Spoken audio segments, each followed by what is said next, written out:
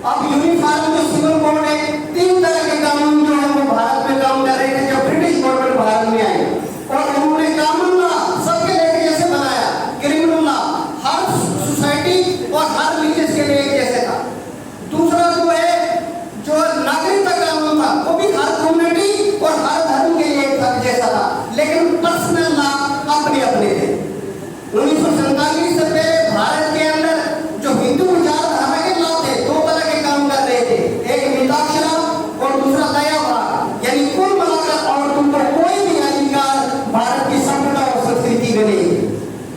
इसलिए uniform civil code Bharat के जितने भी नागरिक हैं, SC, ST, OBC के लिए खतरा है।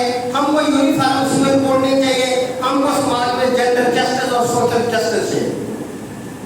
क्योंकि समाज में होने वाले सुधारों की हम बात करें, डॉक्टर अम्बेडकर ने जब हिंदू कह चुके हैं, इसलिए जब हम बात करेंगे संघ पुरुष पंच ऑफ थॉट जो गुरु गोलवलकर ने कहा था, उन्होंने कहा था कि 2 तरह की चीजें आपके हाथ से नहीं आनी चाहिए, एक थी सत्ता और दूसरी थी सामाजिक समरसता।